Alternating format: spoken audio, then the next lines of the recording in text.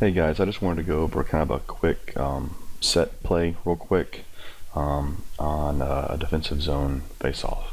What we're looking at here, and this is something I adapted from Jeremy Weiss. He did one for the 5v5. This is kind of more for our 4v4 stuff. Basically what I've gone through is just this is the layout of, you have your 2D, D1, D2, and then the forwards to the outside, F1, F2. Opposing players generally line up something sort of like this because their goal is to kick it back to these D defensemen for that nice point shot in. So after watching that video, I kind of was thinking about a way of adapting it more to our style of play, to where we can use it to take advantage of some of the things that we have that go on. So we usually have, a defensive zone face-off happens a lot. It's either going to be from an icing or the goalie covers it or whatever it is, but just trying to figure out a way to turn that into an opportunity instead of it being, a constant in our zone challenge. So the way it starts off is with these two forwards to the outside. They should be clear of the inside face-off players. This way they should have a good straight clear line to skate whether we win or lose the face-off. Okay, and this also puts their D closer to the net for blocking shots, recovering loose pucks, that kind of thing. So the first one I want to show is just kind of if you lose the face-off. Okay, you have the face-off, they win the puck back, what we can do to kind of break up their typical play. So generally speaking, the way it works is even if we lose the puck, we can still maneuver, okay, to be blocking their way. So when the puck is dropped, they win it cleanly or whatever the case might be. F1, F2 basically run straight to where they can block the pass, both passing lanes for their forwards. D2 and D1 can then handle their forwards, so they can collapse on net if need be. But the main one is F1 can run around here, F2 can run around here. This is a great chance to where if this isn't won clean, this doesn't get back the way it needs to, this is a great place where you can pick up the puck and be out of the zone in a heartbeat for a breakaway before everybody's set.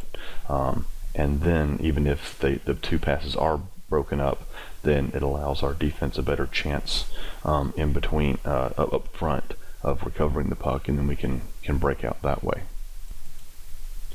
So this is the case if we win the face-off. And it just kind of plays out sort of like this. Okay, I'll see if I can find some real examples of where this is done, but the basic play looks sort of like this. Same setup, the puck is won, and F1 still does the same thing, cuts right across his path and prevents this D from doing anything. F2, being from the outside, so immediately starts off heading for this defenseman, but needs to spy on what's happening down here. As soon as we have possession of the puck here, F2 should be taken off towards these far boards as quick as he can. D1's whole job at the face-off is just to win the puck back, and if possible win it back hard towards the backboards. D2 has to watch and watch at the face-off, and it's going to be the reactionary. We win the face-off, puck gets kicked back. D2's only got one job, and that's basically to go make sure to get the puck and slam it behind the boards. So what we're looking at here is D1 is going to move back, collapse to the front of the net, hopefully by kind of pulling a legal pick, making these guys have to skate around D1 in order to get to D2. So kind of a little bit of a blocking action here. Nothing too out there, but just a little bit of a blocking action. And then D2 picks up the puck, once has a clear line, just kind of rings it around. Okay, F2 should already have been looking and expecting this. So what we're looking at is D2 is going to ring the puck. F2 is going to be there ready to pick it up. Okay, this is where it really is clear.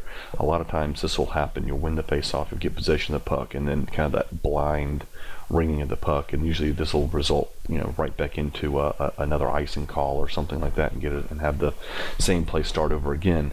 But the kicker here is for F2 to know what's going to happen and already be heading that direction.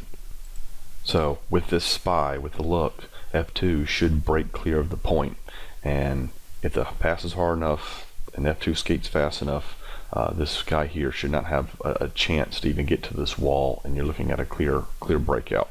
Okay, so at the end of the setup, F2 will either be coming behind the net or back in front of the net. F2 should have the puck picked up, and F1 spying that what's about to happen should be taken off up ice. So this should be a real quick, easy pass from F2, F1 breakaway, or it's a two on none.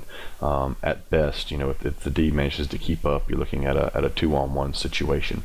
But it should be a really easy way to break out of our zone, turn a defensive face-off into an offensive play. Even if it goes awry, even if something happens and the play breaks up, you still have both defense covering their two men right in front of the net, and then the F1, F2 should still be in position to cover the points. So it's the same setup as before. It's just real quick, right off the pass, right off the face-off. Ring it around the boards. F2 goes and fetches. Okay, just a real quick set play. So one more time. Standard face-off, order, wingers to the outside, defense to the inside, should be the clear lanes. So if we win the face-off, they maneuver out to break it out. And even if we lose the face-off, the angles are still able to be cut, and we have our man-to-man coverage already broken down. Okay.